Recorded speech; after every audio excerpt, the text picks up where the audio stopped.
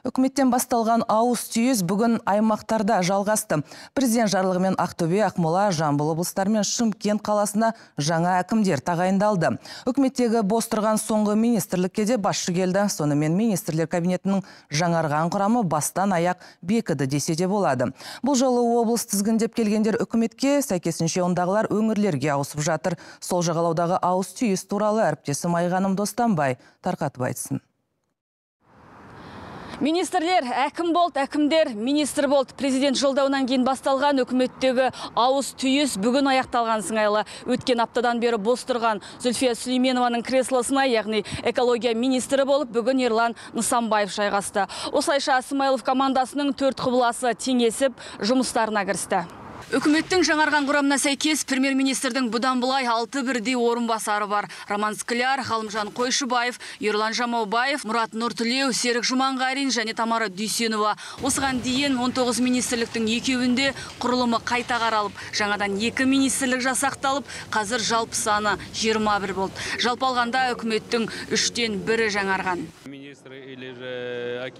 Меніңше әкімдіктерге, министрліктерге үкіметке жұмыс форматын айтарлықтай деңгейде қайта қарастыруға тура келетін сияқты. Шенеуніктер бізде сыннан қорқады, олар мінсіз болсын деген стереотип қалыптасып қалған. Ештеңе істемейтін адам ғана қателеспейді. Дегенмен сол қателікті олар өз мойнына алудан қашпайтындай үрдіс қалыптастыру керек. Сондай-ақ алдағы уақытта министр болсын, әкім болсын бір орында бірнеше жыл отыруына талпынуымыз керек. Сонда ғана нәтиже болады. Кейде оларға өздерін көрсетуге уақыт жетпей қалып жатады. Сол жағалаудағы ауыз түйіс енді аймақтарда жалғасуда. Президент аппаратының басшысы Олжас Бектенов бүгін Ақмола облысының мәслихат депутаттарына өңір басшысы лауазымына 2 үміткерді ұсынды. Олар экс-министр Марат Ахметжанов пен Мұрат Балпанның кандидатурасы. Дауыс берудің нәтижесінде 177 депутат Марат Ахметжановтың, 73 депутат Мұрат Балпанның кандидатурасын қолдап дауыс берген.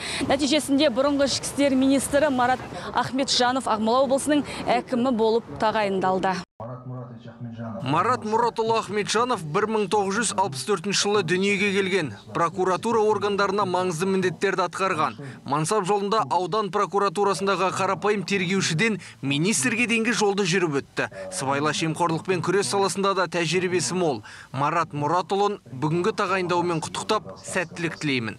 Нұржан Нұржігітов жаңадан құрылған су ресурстары министрлігінің тізгінін ұстағаннан кейін Жамбыл облысының әкімі лауазымы кешелі бос тұрған. Қасым-Жомарт Тоқаевтың жарлығымен Әулиеата жеріне экс-министр Ербол Қарашөкеев әкім болып барды. Тура 2 жыл ауыл шаруашылығы саласының басы қасында жүрген Ербол Шырақбайұлының бұл жақта да еңсеруі тиіс міндеттері шаш етектен. Оның ішінде халықты және ауыл шаруашылығын сумен қамтамасыз ету мәселесі, ол өздеріңіз көріп отырсыздар, ең өзекті мәселенің біріне айналып отыр. Жалпы дүние жүзінде де жаңа айтылғандай мемлекет шеңберінде де және облыста да бұл ең күрделі мәселенің бірі. Сондықтан мемлекет басшысының шешімімен арнайы министрлік құрылып отыр. Түйіншектерін жинастырып, қызметімен қош айтысып жатқан шенеуніктердің қатарында Ақтөбе облысының әкімі Ералы Тоғжанов та бар. Ералы Лұқпанұлының өңірге сапарлап барған журналистермен таяудағы сұхбаты жұрт талқысына түскен еді. Тілді сылтауратып, проблемалы сұрақтардан басын алып қашқаны Тоғжановтың мансабына әсер етті ме? Әйтеуір бүгін мемлекет басшысының жарлығымен ол жұмысынан босады.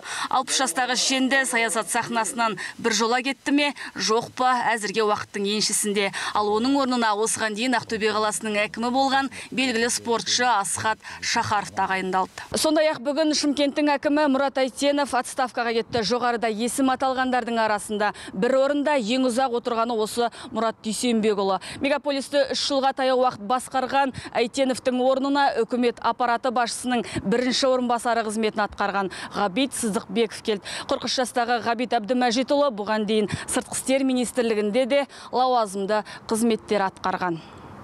Елордадан Айғаным Достанбай, Асылхан Самембетов, КТК.